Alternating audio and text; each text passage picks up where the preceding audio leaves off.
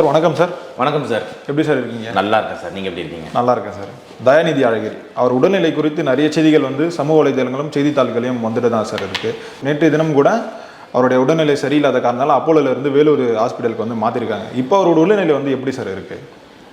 ஆக்சுவலாக ஒரு clear cut information எதுவுமே தெரியல சார். ஆக்சுவலாக என்னென்னா கொஞ்சம் ஒரு ப்ரெஸ் ரிலீஸோ இல்லைனா ஒரு ப்ராப்பரான ஒரு கம்யூனிகேஷனோ எதுவுமே கிடைக்கல. ஒன்று. ரெண்டாவது பார்த்திங்கன்னா கொஞ்சம் ஹை ப்ரொஃபைல்ன்றதுனால டாக்டர்ஸும் பார்த்திங்கன்னா நிறைய பேர் ஓப்பனாக ஜென்ரலாக பேஷண்ட்ஸோட சீக்ரெட் ரிவீல் பண்ணக்கூடாது. அது மெடிக்கல் எத்திக்ஸ் தான். இப்போ எக்ஸாம்பிள் நானே ஒரு பேஷண்ட் எனக்கு வச்சுருக்கேன்னு வச்சுக்கோங்களேன். ஸோ அந்த பேஷண்ட் பற்றி இருக்கிற டீட்டெயில்ஸ் நான் மற்றவங்ககிட்ட சொல்லக்கூடாது. அது மெடிக்கல் எத்திக்ஸ். ஏன்னா அந்த பேஷண்ட் டாக்டர் ரிலேஷன்ஷிப் ரொம்ப முக்கியம். பட் ஆனால் என்ன ப்ராப்ளமு அப்படின்றது ஓரளவுக்கு நம்மளால் கணிக்க முடியுது. அப்போலோ இந்த மாதிரி ப்ராப்ளம் இருந்தது, அதனால் இங்கே ஷிஃப்ட் பண்ணுறாங்க, அதெல்லாம் கணிக்க முடியுது. ஜென்ரலாக ஒரு சுயநலவு இல்லாத ஒருத்தவங்க அப்படின்னு எடுத்துக்கிட்டோம்னா அன்கான்ஷியஸ்ன்னு சொல்லுவாங்க. ஓகேங்களா? ஸோ அன்கான்ஷியஸ் அப்படின்னும் போது ஏகப்பட்ட காரணங்கள் இருக்குது. ஓகே, இப்போ நிறைய விதமாக அதை பிரிக்கலாம். ஆனால் அதில் மெயின் கிளச் எது அப்படின்னு பார்த்தீங்கன்னா எந்த சிஸ்டம் மெயினாக அஃபெக்ட் ஆகிருக்கு அப்படின்னு எடுத்துக்கிட்டிங்கன்னா நியூராலஜினா என்னென்னா brain. Okay, so brain related ஏதோ ஒரு ப்ராப்ளம் கண்டிப்பாக இருக்குன்றதுல எந்த விதமான மாற்று கருத்தும் கிடையாது. சரி, பிரெயின் ரிலேட்டடில் எப்பப்பெல்லாம் சார் அன்கான்ஷியஸ் ஆகும் அப்படின்ற மாதிரி கேட்டிங்கன்னா அதுக்கு ஒரு பெரிய பட்டியலே போடலாம். இப்போ ஃபஸ்ட்டு ரொம்ப இம்பார்ட்டன்ட் அப்படின்னு எடுத்துக்கிட்டிங்கன்னா ஸ்ட்ரோக்னா என்னென்னா பார்த்தீங்கன்னா பக்கவாதம்னு சொல்லுவாங்க. அதாவது இந்த மூளைக்கு போகிற ரத்த சப்ளை குறையுது அப்படின்னா அந்த மூளையில் இருக்கிற ரத்த சப்ளை அங்கே போகலன்னா அந்த மூளை செயலை இழக்கும். செயல் இழக்கும் போது பார்த்தீங்கன்னா கொஞ்சம் டிரான்சியன்ட் கான்ஷியஸ்னஸ் டவுன் ஆகும், அன்கான்ஷியஸ் ஆவாங்க. அன்கான்ஷியஸ் மட்டும் இல்லாமல் மற்ற இன்னொரு எந்தெந்த பகுதியில் அடிப்படுதோ அதுக்கேற்ற மாதிரி ப்ராப்ளம்ஸ். இப்போ எக்ஸாம்பிள் சில பேருக்கு வாய் கோணிக்கும், ஒரு சில கை கால் வராது, பேசும்போது டிஃபிகல்ட்டி வரும், நாக்கு சுழலும். ஓகேங்களா? சாப்பிடும்போது முழுங்க முடியாது. இந்த மாதிரி ஏகப்பட்ட ப்ராப்ளம்ஸ் பார்த்திங்கன்னா ஸ்ட்ரோக்கில் வரும். நல்ல பெரிய ஸ்ட்ரோக்காக இருந்ததுன்னா அன்கான்ஷியஸை கூட ஆக வாய்ப்பு இருக்குது. ஸோ அன்கான்ஷியஸ்னஸ் ஸ்ட்ரோக், பிரெயினில் ஸ்ட்ரோக் ஒரு இம்பார்ட்டன்ட் காரணமாக பார்க்கலாம். ஒன்று. ரெண்டாவது, ஸ்ட்ரோக்குக்கே பல காரணங்கள் இருக்குது. ஏன் அவர் ஏஜ் உங்களுக்கு என்ன சார்? 36 யங் ஏஜ் ஸ்ட்ரோக் வர்றதுக்கான ஏஜே கிடையாது. ஓகேங்களா? ஏன்னா அதுதான் நம்ம திருப்பி இம்பார்ட்டண்ட்டாக பார்க்கணும். ஸ்ட்ரோக் ஜென்ரலாக யாருக்கு வரும்னா வயசானவங்க, அதே மாதிரி பார்த்தீங்கன்னா ரொம்ப ஹை சுகர் பேஷண்ட்ஸு, ரொம்ப ஹை பிபி பேஷண்ட்டு, இவங்களுக்கு தான் ஜென்ரலாக பார்த்திங்கன்னா ஹை ப்ரெஷர்னால, ஹை சுகர்னால, வயசானதுனால, அத்ரோஸ்க்ளரோசிஸ்னால கொழுப்புகள் கொஞ்சம் சேர்ந்து அதேமாதிரி ப்ரெஷர்னால கொஞ்சம் மேபி அந்த ரத்த குழாய்கள் வெடித்து உங்களுக்கு ஸ்ட்ரோக் வரும். ஓகேங்களா? பட் ஆனால் யங் ஏஜில் ஸ்ட்ரோக் வருதுன்றது தான் கேஸை இன்ட்ரெஸ்டிங்காக மாற்றுது. ஓகேங்களா? ஏன் யங் ஏஜில் ஸ்ட்ரோக் வரணும், அப்போ யங் ஏஜ் ஸ்ட்ரோக் வர்றதுக்கு என்னென்ன காரணங்கள் இருக்கலாம் அப்படின்ற மாதிரி ஒரு இது வருது. திருப்பி நம்ம வச்சோம் யங் ஏஜ் ஸ்ட்ரோக்கு காரணங்கள் அப்படின்னு நம்ம வச்சோம்னா கண்டிப்பாக இந்த சின்ன வயசுலேருந்தே சில பேருக்கு பிபி ஹையாக இருக்கும், சின்ன வயசுலேருந்தே சில பேர் சுகர் பேஷண்ட்டாக இருப்பாங்க. ஆனால் எனக்கு தெரிஞ்சு அது ரெண்டுமே அவர் கேஸில் இல்லை அப்படின்றது தான் நம்ம நம்ப வேண்டியதாக இருக்குது. அதை தாண்டி பார்த்திங்கன்னா ஹோமோசிஸ்டினூரியான்னு சொல்லுவாங்க. ஓகேங்களா? ஹோமோசிஸ்டினூரியான்றது ஒரு கன்ஜெனிட்டல் டிசீஸ். அது பார்த்திங்கன்னா ஹோமோசிஸ்டின் லெவல்ஸ் அதிகமாகிறதுனால யங் ஏஜ் ஸ்ட்ரோக்ஸ் வரக்கூடும். இது ஜெனட்டிக் காசஸ் ஆஃப் ஸ்ட்ரோக். அதாவது மரபணுக்களில் பரம்பரையாக ஒரு சில நோய்கள்னால ஸ்ட்ரோக் வருமா அப்படின்னா அந்த ஹோமோசிஸ்டினூரியா போடலாம். Okay, but other than that வேறு என்ன காரணங்கள் இருக்குன்னும் போது ஏகப்பட்ட விஷயங்கள் நம்ம சொல்லலாம் சார். எக்ஸாம்பிள் இன்ஃபெக்ஷன், அதாவது தொற்று நோய்கள். அதே மாதிரி ஒரு சில மாத்திரைகள்னால ஸ்ட்ரோக் வருது, ரத்த கட்டுகள் ஃபார்ம் ஆகிற மாத்திரைங்க போடுறதுனால ஸ்ட்ரோக் வருது, ட்ரக் அப்யூஸ் அப்படின்னால ஸ்ட்ரோக் வர்றது, அதுக்கப்புறம் அடிப்படுறது, ட்ராமா. ஓகேங்களா? இப்போ வைலண்ட்டாக இப்போ எக்ஸாம்பிள் பாக்ஸர்ஸ்லாம் இருக்காங்களே சார், நல்லா பாக்ஸிங் பண்ணுறாங்க, கிக் பாக்ஸிங் பண்ணுறாங்க. அவங்க பார்த்திங்கன்னா நிறைய டைம் பஞ்சஸ் தலையில் விழும், டம்னு வந்துட்டே இருக்கும். ஸோ இந்த ரிப்பீட்டட் பஞ்சஸ்னால அந்த பிரெயின் டேமேஜ் ஆகி ஸ்ட்ரோக்ஸ் வர வாய்ப்பு இருக்குது. ஓகே, ஸோ இதுவும் ஒன் ஆஃப் த இம்பார்ட்டன்ட் காரணம். ஸோ யங் ஏஜ் ஸ்ட்ரோக்குன்னும் போது கண்டிப்பாக நம்ம யங் ஏஜ் பிபியா, யங் ஏஜ் சுகரா, இல்லை எங்கே இதில் இருக்க ஜெனட்டிக் டிசீசஸ் ஏதாவதா, இல்லைனா பார்த்திங்கன்னா ஏதாவது ஸ்ட்ரோக் உண்டாக்குற மாதிரி மாத்திரைங்க சாப்பிட்டுக்கிட்டு இருக்காங்களா, யங் ஏஜில் அவ்வளோ ஹை ஸ்ட்ரெஸ் இருக்கா, இல்லைனா பார்த்திங்கன்னா இந்த மாதிரி ட்ராமா, ரிப்பீட்டட் ட்ராமா லைக் பாக்ஸிங்ஸு, இல்லைனா இன்ஜுரிஸ் இந்த மாதிரி நடந்துக்கிட்டு இருக்கா, இல்லைனா ட்ரக் அப்யூஸ் ஏதாவது இருக்கா, இது எல்லாமே இன்ஃபெக்ஷன்ஸ் ஏதாவது இருக்கா, க்ரானிக் தொற்று நோய்கள் லைக் ஹெச்ஐவி, ஹெப்படைட்டிஸ், இதெல்லாம் இந்த மாதிரி ஒரு ப்ராட் லிஸ்ட்டை நம்ம இந்த யங் ஏஜ் ஸ்ட்ரோக்கு கிரியேட் பண்ண வேண்டியது. இதே இப்போ ஒரு வயது முதியோர்களாக இருக்கிறாரு, 75 வயசு 80 வயசாக இருக்கார் அப்படின்னா நம்ம பெருசாக யோசிக்க மாட்டோம். 75 வயசு 80 வயசுல ஸ்ட்ரோக் ரொம்ப சகஜமான விஷயம் தானே. 35 வயசுல ஒரு ஸ்ட்ரோக் அப்படின்னும் போது தான் it opens for a discussion. Young age stroke என்னென்னலாம் பாசிபிலிட்டிஸ் போது இது எல்லாமே நம்ம லிஸ்ட்டில் இருக்குன்றதுல எந்த விதமான மாற்று கருத்தும் இல்லை. இதுதான் மெயின் ரீசன் ஃபார் அன்கான்ஷியஸ்னஸ். ஏன்னா உங்களுக்கு தெரியும் இப்போ எத்தனை நாளாக கிட்டத்தட்ட அவர் அன்கான்ஷியஸாக இருக்கார், எத்தனை நாளாக வந்து பார்த்தீங்கன்னா வந்துட்டு ஐசியூல இருக்கார் தோராயமாக 3 மாதங்களுக்கு மேலே இருக்குது சார். பல மாதங்கள் அப்படின்ற மாதிரி சொல்கிறாங்க. இப்போ மற்ற காசஸ் ஆஃப் அன்கான்ஷியஸ், இப்போ எக்ஸாம்பிள் சுகர் கம்மியான அன்கான்ஷியஸ் ஆவாங்க, சோடியம் கம்மியானாலும் அன்கான்ஷியஸ் ஆவாங்க, ஓகேங்களா. அப்போதைக்கு பிபி ரொம்ப ஹையாக இருந்தாலும் அன்கான்ஷியஸ் ஆவாங்க, இல்லைனா வந்துட்டு ஏதாவது ஃபெயிண்ட் ஆகிட்டாங்க, இல்லை ஹார்ட் ரிலேட்டடாக ஏதாவது பிளட் சப்ளை கம்மியாகிடுச்சு, ஷாக்கு பிபி கம்மியாகிடுச்சு, அதனால் அங்கே.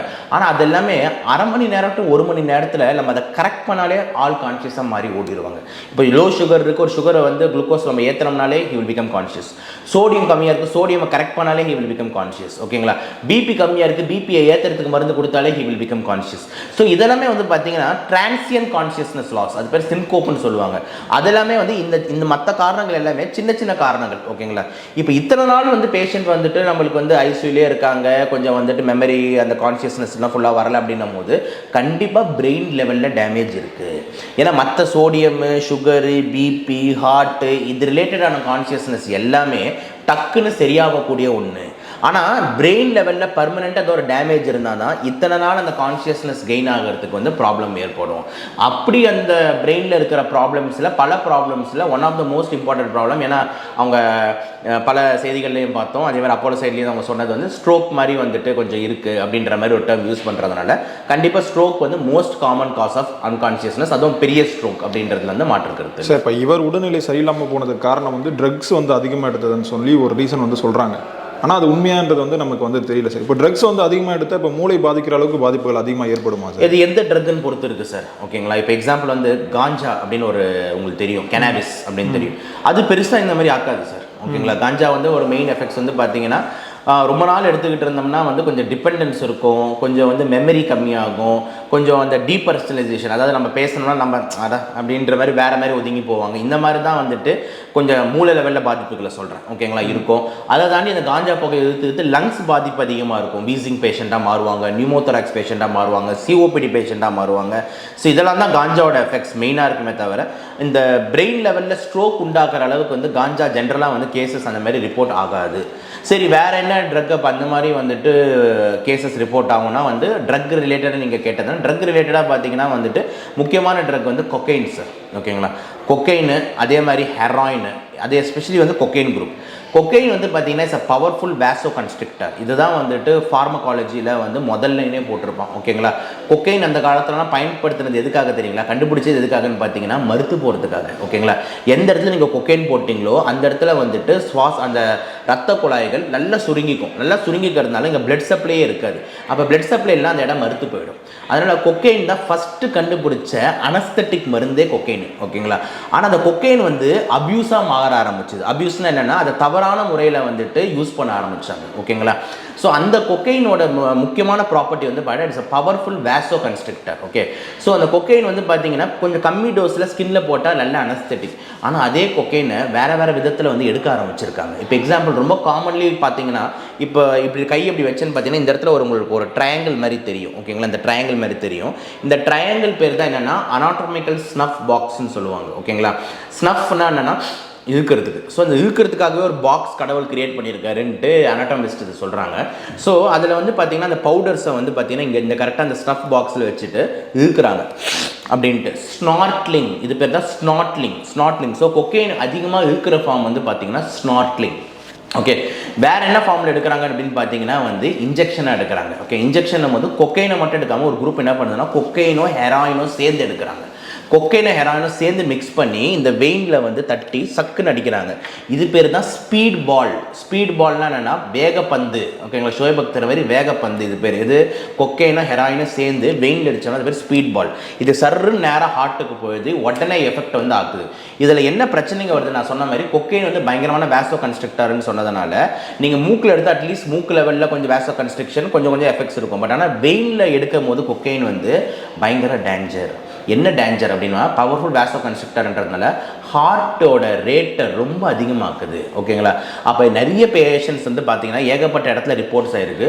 கொக்கைன் யூஸ் பண்ணுறது நிறைய இந்த சின்ன பசங்க திடீர்னு நெஞ்சு வலி வாங்கிட்டாங்க அப்படின்னு அப்புறம் ஹிஸ்ட்ரி கேட்கும்போது தான் பார்ட்டியில் இருந்தோம் அப்படின்வாங்க. பார்த்தா அந்த சின்ன பொண்ணுக்கு ஹார்ட் அட்டாக் இருக்கும். அந்த சின்ன பையனுக்கு ஹார்ட் அட்டாக் இருக்கும், இசிஜி எடுத்து ஹார்ட் அட்டாக், எப்படா இந்த வயசில் ஹார்ட் அட்டாக் அப்படின்னு வந்து அந்த பார்ட்டியில் என்ன பண்ணீங்கன்னு கேட்கும்போது அப்புறம் தான் கேங் ஒத்துப்பாங்க, கொக்கைன் யூஸ் பண்ணியிருந்தான் சார் அப்படின்ற மாதிரி. So cocaine can lead to powerful வேசோ கன்ஸ்ட்ரக்ஷனால ஹார்ட் அட்டாக்ஸை உண்டாகும். ஹார்ட் அட்டாக்ஸ்னால் என்னது, ஹார்ட்டுக்கு போகிற பிளட் சப்ளை வந்து டக்குன்னு குறையுது, அது ஹார்ட் அட்டாக். அதேமாதிரி மூளைக்கு போகிற பிளட் சப்ளை வந்து குறைஞ்சதுன்னா அதுதான் ஸ்ட்ரோக்கு. ஓகேங்களா? So cocaine can cause a stroke also. ஓகேங்களா? ஸோ எந்த ட்ரக்குன்னு நீங்கள் வந்து ட்ரக்ஸ்னால ஏதாவது வர வாய்ப்பு இருக்கா அப்படின்னு கேட்டிங்கன்னா கண்டிப்பாக கொக்கைன்னால கேசஸ் வந்து ஹார்ட் அட்டாக்கும் ரிப்போர்ட் ஆகிருக்கு, ஸ்ட்ரோக்கும் ரிப்போர்ட் ஆகிருக்கு, ஹார்ட் அட்டாக்கு அதிகமாகவே ரிப்போர்ட் ஆகிருக்குன்றது எந்த மாற்று கருத்தும் இல்லை. சார் இப்போ மூளையில் வந்து ஸ்ட்ரோக் வரதுனால கோமாக்கு போகிற அளவுக்கு வாய்ப்பு இருக்கா சார்? கண்டிப்பாக இருக்குது சார், இதில் என்ன டவுட், கண்டிப்பாக இருக்குது. இப்போ ஸ்ட்ரோக் வந்து அதான் நான் சொல்கிறேன், இப்போ வந்து இவ்வளோ பெரிய ஏரியா இருக்குது சார். இப்போ இவ்வளோ பெரிய ஏரியாவில் வந்துட்டு இப்போ நிறைய பிரான்ச்சஸ் பிரிஞ்சு எல்லா இடத்துக்கும் வந்து நம்மளுக்கு வந்து ரத்தத்தை கொடுத்து இவ்வளோ பெரிய ஏரியாவுக்கு ரத்தத்தை கொடுத்துக்கிட்டு இருக்குன்னு வச்சுக்கோங்க.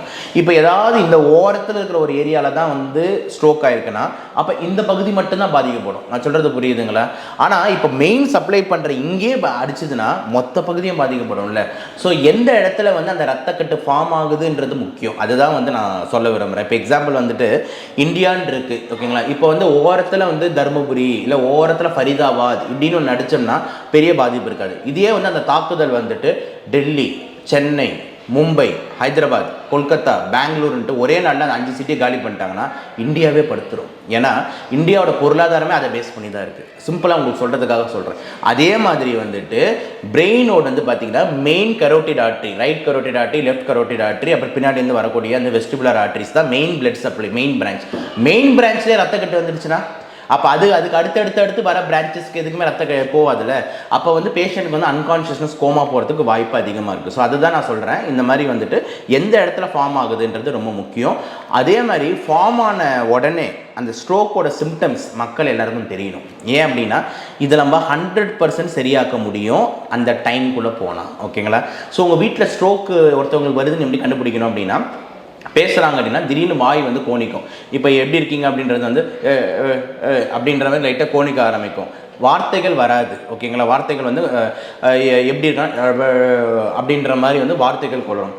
2 கையை இப்படி வைக்க சொன்னீங்கன்னா ஒரு கை தானே கீழே இறங்கும். ஓகேங்களா? 2 கையும் ஒரே இடத்துல வைக்க முடியாது.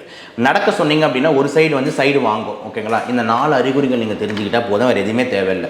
ஸோ வீட்டில் ஒருத்தவங்க இருக்காங்க, திடீர்னு கூப்பிட்டுன்னா பேச கஷ்டமாக இருக்குது, வாய் வர மாதிரி இருக்குன்னா அப்போ நம்ம வீட்டில் என்ன தெரியுமா பண்ணுவாங்க, சரி ஒரு கஷாயத்தை குடிச்சிட்டு தூங்கு கொஞ்ச நேரம் சரியாயிடும் அப்படின்வாங்க. சர்க்கரை எடுத்து வந்து வாயில் போடுறேன் சரியாயிடும், சோடா வாங்கிட்டு வா சரியாயிடும், இதெல்லாம் தான் பதிலாக இருக்கும். அது பண்ணாதீங்க. அதுக்கு பதில் வந்துட்டு இந்த 4மே ஸ்ட்ரோக்கு அறிகுறி, மூளைக்கு போகிற பிளட் சப்ளை பாதிக்கப்படுதுன்னு அர்த்தம். உடனே ஹாஸ்பிட்டல் ஷிஃப்ட் பண்ணணும். ஒருத்தரும் அவங்க வீட்டுக்கு பக்கத்தில் ஒரு 1.5 கிலோமீட்டருக்குள்ள ஒரு ஸ்ட்ரோக் யூனிட் வந்து கண்டுபிடிச்சி வச்சுக்கோங்க. ஏன் அப்படின்னா 1.5 கிலோமீட்டர் சொல்கிறேன்னா நம்ம போய் சேர்றதுக்கே அரை மணி நேரம் ஆகிடும். ஓகே, மேக்ஸிமம் டைம் அரை மணி நேரத்துக்குள்ளே நீங்கள் போய் அங்கே சேர்ந்தே ஆகணும். ஏன் சொல்கிறேன் அப்படின்னா உங்களுக்கு இருக்கிற அந்த கோல்டன் ஹவர் அப்படின்னா என்னென்னா தங்க நேரம். ஏன்னா அந்த நேரத்துக்குள்ளே போனீங்கன்னா உங்கள் மூளை 100% வந்து பாதுகாக்கப்படும், 100% வந்து நார்மலாக இருக்கும். அந்த டைமை தாண்டிட்டீங்க அப்படின்னா மூளையில் டேமேஜ் ஏற்படும். அந்த டேமேஜ் வந்து பார்த்தீங்கன்னா எந்த அளவுக்கு சிவியர் ஆகும்னு நமக்கு தெரியாது.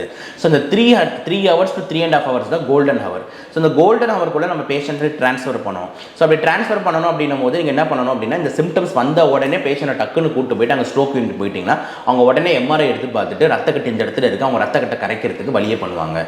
த்ராம்போலைசிஸ் யூஸ் பண்ணுவாங்க. ஸ்டெப்டோகைனேஸ், யூரோகைனேஸ், ஆல்டிப்ளேஸ், ரெட்டிப்ளேஸ், ஆர்டிபின்னு சொல்லிட்டு ஏகப்பட்ட த்ராம்போலிட்டிக் ஏஜென்ட்ஸ் இருக்குது. அதை யூஸ் பண்ணி அந்த ரத்தக்கட்டை கரைச்சிட்டாங்கன்னா பர்மனெண்ட்டாக பிரெயின் பாதுகாக்கும். இதுதான் வந்துட்டு ரொம்ப ரொம்ப முக்கியம். ஆனால் அந்த 3.5 மணி நேரத்தை விட்டுட்டு நீங்கள் லேட் ஆகுறீங்க அப்படின்னா கொஞ்சம் கொஞ்சமாக பிரெயின் செல்ஸு சாக ஆரம்பிக்கும். இப்போ எக்ஸாம்பிள் வந்துட்டு எனி கேஸ், இப்போ சில பேர் வந்து பார்ட்டிஸில் இருக்காங்க, நைட்டு இதை போட்டு அவங்களுக்கு திடீர்னு ஸ்ட்ரோக் வருது. கூட இருக்கிறவங்க அந்த எஃபெக்டில் இருப்பாங்க, என்ன நினைப்பாங்க, நல்லா ஏறி தூங்குறான்டா அப்படின்ட்டு, நல்லா சரக்கு எஃபெக்டில் தூங்குறான்டா, தூங்கட்டோம்டா அப்படின்வாங்க. அவன் தூங்கட்டான், தூங்கிக்கிட்டு இருக்காங்க, ஸ்ட்ரோக் ஆகி படுத்து அன்கான்ஷியஸ் ஆகிட்டான். ஓகே, அதுக்கப்புறம் மறுநாள் காலையில் ஒரு 10 மணி நேரம் 12 மணி நேரத்துக்கு அப்புறம் என்னடா எழுந்துடுறானே எழுந்துக்க மாட்டேன், என்னாச்சுனே தெரியலடா, வாடா ஹாஸ்பிட்டல் போகும்போது சொல்லுவாங்க பெரிய ஸ்ட்ரோக் ஆகிடுச்சு, பிரெயின் நல்லா டேமேஜ் ஆகிடுச்சு. ஸோ அந்த நேரம் ரொம்ப முக்கியம். ஓகேங்களா? ஸோ நான் வந்து சில ஸ்டூடெண்ட்ஸுக்கு சில பேருக்குலாம் வந்து அட்வைஸ் பண்ணுவேன், ஐயோ பார்ட்டி பண்ணுறீங்கன்னா எப்பவுமே ஒரு 2 பேர் தெளிவான ஆளை கூட வச்சுக்கோங்க அப்படின்னு. ஓகேங்களா? பண்ணுறதான் பண்ணுறீங்க, ஒரு 2 பேர் தெளிவான ஆளை கூட வச்சுக்கோங்க அப்படின்ட்டு. ஏன் சார் எல்லாருமே ஐட்டம்னா யாருக்கு என்ன ஆகுதுன்னு தெரியாதுடா. ஓகே, ரொம்ப ரிஸ்க்கு சார். ஓகேங்களா? இப்போ எக்ஸாம்பிள் ஒரு வண்டி ஓட்டிகிட்டு போகிறாங்க, எத்தனை பேருக்கு ஆக்சிடென்ட் ஆகுது. அதே மாதிரி இந்த மாதிரி வந்து ஒரு 10 பேர் இருக்காங்க, ஏன் என்ன பண்ணுறான்னு யார் கண்ட்ரோல் பண்ணுறான்னு தெரியாது. அதுவும் especially drugs are very dangerous. Run ரன்னமாக்குன்னு ஒரு ஃபினாமினா இருக்குது. இப்போ காஞ்சா எடுக்கிறவங்களா ரன்னமாக்குன்னா என்னென்னா திடீர்னு கொலை பண்ணுற தாட்ஸ் வந்துடும் சார். ஓகேங்களா, ஏன்னா அந்த ட்ரக்கோட எஃபெக்ட் அப்படி. ஓகே, அவனுக்கு மர்டர்ன்றது தப்பான ஒரு எஃபெக்டாகவே தெரியாது. திடீர்னு கத்தி தூக்கிடுவான். யார் அவனுக்கு வந்து பிரச்சனை பண்ணாங்களோ அவன் மேலே செம்ம காண்டாயிடுவான். இப்போ எக்ஸாம்பிள் நீங்கள் தான் பிரச்சனை பண்ணீங்க, இவர் இருக்காரு வச்சுக்கோங்க கூட, உங்கள் மேலே எனக்கு செம்ம காண்டாயிடும், I will take the knife and try to kill you.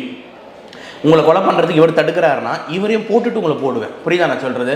யாரும் குறுக்கவும் வரக்கூடாது அவனுக்கு. ஸோ இந்த அளவுக்கு அவனுக்கு போகும். உங்கள் 2 பேரும் என்ன கொலை பண்ண முடியலன்னா இவன் கழுத்தெடுத்து செத்துருவோம். இது பேர் தான் ரன்னமாக். ஓகேங்களா, மர்டர் பண்ணுவேன் இல்லை நான் சூசைட் பண்ணிப்பேன்ட்டு. இதெல்லாம் இந்த ட்ரக்ஸ்னால ஏற்படுற கூட்டத்துக்கு வாய்ப்பு நிறையவே இருக்குது. அப்படின்னும் போது தான் நம்ம என்ன சொல்கிறோன்னா, டே ஒரு 2 பேர் கூடியாவது வச்சுக்கோங்கடா, ஒரு டீ டோட்டலர்ஸை அவங்களை யாராவது பாதுகாக்கணும்டா அப்படின்ற மாதிரி லெவல்லாம் போயிட்டுருக்கு. ஸோ அதனால் வந்துட்டு தயவு செஞ்சு வந்துட்டு இந்த எல்லா ஆஸ்பெக்ட்லேயும் இந்த ஸ்ட்ரோக்கை பற்றி நம்ம வந்து தெரிஞ்சுக்கணுன்றது தான் ஆன்சர். சரி, இப்போ தமிழ்நாட்டில் எந்த ஒரு அரசியல்வாதிக்கும் இல்லை நடிகருக்கும் உடம்பு சரியில்லைன்னா அப்போலோவில் தான் ஹாஸ்பிட்டல் அட்மிட் ஆகும். இப்போ அதை தாண்டி வேலூரில் வந்து இவர் போயிட்டு ஒரு ஹாஸ்பிட்டல் அட்மிட் பண்ணியிருக்காங்க. இப்போ ரெக்கவர் பண்ணுறதுக்கான வாய்ப்புகள் வந்து இருக்கா சார்? எனக்கு தெரிஞ்சு சார் பர்மனெண்ட் பிரெயின் டேமேஜ் அப்படின்னும் போது வந்து ரொம்ப கடினம் தான் சார். ஏன்னா ஏகப்பட்ட நீங்கள் பிரெயின் மட்டும் பார்க்கக்கூடாது சார். பிரெயின் செயல்பாடு போச்சுன்னா உங்களால் கை கால் அசைக்க முடியாது சார். இப்போ பெட்டில் படுத்துக்கிட்டு இருப்பீங்க. பெட்டில் படுத்துக்கிட்டே இருக்கீங்கன்னா பெட்டில் வந்து அந்த ப்ரெஷர், இப்போ நீங்களே பாருங்கள், நைட் நீங்கள் தூங்குறீங்கன்னா ஒரே பொசிஷனில் தூங்குறீங்களா? கிடையாது.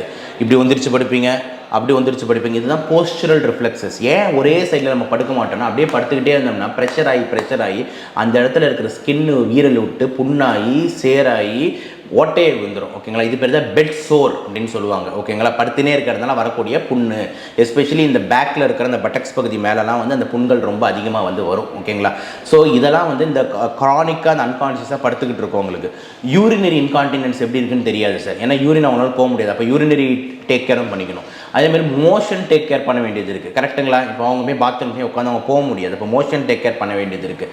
சாப்பாடு வந்துட்டு அவருக்கு வந்து முழுங்குற ரிஃப்ளெக்ஸ் எப்படி இருக்குது, பிரெயின் எவ்வளோ டேமேஜ், முழுங்குற ரிஃப்ளெக்ஸ் இருக்கான்னு தெரியாது. அப்போ அவருக்கு என்ன பண்ணுவாங்க, ரைல்ஸ் டியூப் ஃபீடிங் அப்படின்னா என்னென்னா, மூக்கில் ஒரு டியூப் வந்து டேரெக்டாக வந்துட்டு வயிற்றுக்கு போகிற மாதிரி வச்சுட்டு மூக்கில் தான் பால் கஞ்சி சத்து போடுறலாம் மூக்கையாக ஊற்றிக்கிட்டு இருப்பாங்க. ஸோ பேஷண்ட் வந்து இப்படியே தான் இருப்பாங்க. ஓகேங்களா, ஸோ கொஞ்சம் கொஞ்சமாக அந்த கான்ஷியஸ்னஸ் ரீகைன் ஆக ஏன்னா நியூராலஜின்றது ஒரு க்ரானிக் ப்ராப்ளம். ஓகே, ஒரே நாளில் வந்து சரியாகாது. ஒரே நாளில் சரியாகிறது தான் அந்த 3 மணி நேரம் தான். அதை தாண்டி இப்படி போயிடுச்சுன்னா கொஞ்சம் கொஞ்சமாக ஃபிசியோதெரப்பி கொடுத்து அதுவாக சரியானதான் சார் உண்டு. நியூராலஜி பொறுத்திருக்கு நம்ம சைட்லேருந்து சப்போர்ட் மட்டும் தான் தர முடியும். அந்த பிரெயின் ரீஜெனரேஷனுக்கு இதெல்லாம் வந்து முடிஞ்சாலும் சப்போர்ட் தர முடியும். But it will take a long time. சில பேர் ரொம்ப நாளாகவே கை கால் வந்து எவ்வளோ பேர் இருந்திருக்காங்க பார்க்குறீங்களே. ஸோ அதெல்லாம் வந்துட்டு ஃபிசியோதெரப்பி கொடுத்து நம்ம கொஞ்சம் சரி பண்ணலாம். இப்போ எக்ஸாம்பிள் வந்துட்டு இப்படியே இருக்காங்கன்னா கொஞ்சம் நாள் நல்ல ஃபிசியோதெரப்பி ஒரு 6 மாதம் கொடுத்தோம்னா அப்போ கொஞ்சம் இப்படி அசைப்பாங்க. ஓகேங்களா, கொஞ்சம் இப்படி அசைப்பாங்க. கொஞ்சம் கொஞ்சமாக மூமெண்ட்ஸை வந்து கொண்டு வரலாம். அந்த நர்வ் ஸ்டிமுலேஷனு, நரம்பு மாத்திரை, இந்த ஃபிசியோதெரபிஸ்ட் வந்து ஸ்ட்ரெச் பண்ணி போகிறது, இதெல்லாம் பண்ணி கொஞ்சம். ஸோ வந்து இதோட ப்ரொக்னோசிஸ் வந்து நம்ம ரொம்ப நாள் பார்ப்போம். அதான் நான் சொன்னேன் சார், ஹார்ட் அட்டாக்ன்றது வந்து பார்த்திங்கன்னா ஒரே நல்ல காலி சார். ஓகேங்களா, ஸ்ட்ரோக்குன்றது பார்த்திங்கன்னா டெய்லி வாழ்ந்துக்கிட்டு இருப்போம், ஆனால் செத்து வாழ்ந்துக்கிட்டு இருப்போம். இதுதான் வித்தியாசம். ஓகேங்களா, ஹார்ட் அட்டாக்ல மார்ட்டாலிட்டி அதிகம், ஸ்ட்ரோக்கில் மார்பிடிட்டி அதிகம். மார்ட்டாலிட்டினா இறக்குறது, மார்பிடிட்டினா செயல் இல்லாமல் சும்மா உட்காந்துக்கிட்டு இருக்கிறது. ஓகேங்களா, எது எனக்கு தெரிஞ்சு ரொம்ப கஷ்டம்னா இந்த ஸ்ட்ரோக்கு தான் சார். ஒரே நாளில் போயிட்டா கூட பரவாயில்ல அப்படின்ற மாதிரி எவ்வளோ பேஷண்ட் சொல்கிற ஃபீட்பேக் சார். என்ன சார், எனக்கு தெரிஞ்சு ஒரு 5 பேஷண்ட் இருக்காங்க நம்ம கீழே. அவங்கெல்லாம் பார்த்தீங்கன்னா கொரோனாவில் லங்ஸ் பாதிக்கப்பட்டு ஆனால் உயிர் போகாமல் இன்னும் ஆக்சிஜன் வச்சுக்கிட்டே உட்காந்துக்கிட்டு இருக்காங்க. ஆக்சிஜன் ஒரு நிமிஷம் எடுத்திங்கன்னா உங்களுக்கு ஆக்சிஜன் கம்மியாகி உடனே மூச்சு வாங்க ஆரம்பிச்சிருது. அப்போ அவங்க ஒய்ஃப்லாம் வந்து அவ்வளோ கஷ்டப்பட்டு சொல்கிறாங்க சார். அப்போது கிட்டத்தட்ட கொரோனா எப்போ ஒரு 2-3 வருஷம் முன்னாடி வந்தது. ஒரு 3 வருஷமாக கிட்டத்தட்ட வந்து நான் தான் சார் அவருக்கு டாய்லெட் கழுவிட்டு இருக்கேன். அவர் போயிட்டு அதை எடுத்துமே போட்டுட்டு வர்றது, டெய்லி காலையில் நைட்டு யூரினை பிடிச்சிட்டு போயிட்டு வர்றது. என்ன சார் இதுக்கு அவர் அப்படியே போயிட்டுருக்கலாம் போல சார்னு அவர் நிம்மதியாக இருந்திருப்பார். சும்மா படுத்துக்கிட்டு இருக்காரு. அவருக்கும் மனசு கஷ்டமாக இருக்குது, ஆறாரு, எனக்கும் வேறு வீட்டுக்காரன்னு. ஸோ இந்த மாதிரி ரொம்ப எமோஷ்னலி வந்துட்டு நிறைய பேரை கஷ்டப்படுத்துகிற ஒரு நோய் தான் பார்த்திங்கன்னா ஸ்ட்ரோக்கு, இந்த மார்பிடிட்டி. ஓகே, ஹார்ட் அட்டாக்ன்றது மார்ட்டாலிட்டி. ஸோ இதுதான் வந்து மெயின் டிஃப்ரென்ஸாக பார்க்கும் சார். ரொம்ப நன்றிகள் சார், எங்களுடைய இவ்வளோ நேரம் பகிர்ந்தமைக்கு. வாய்ப்புக்கு நன்றி சார்.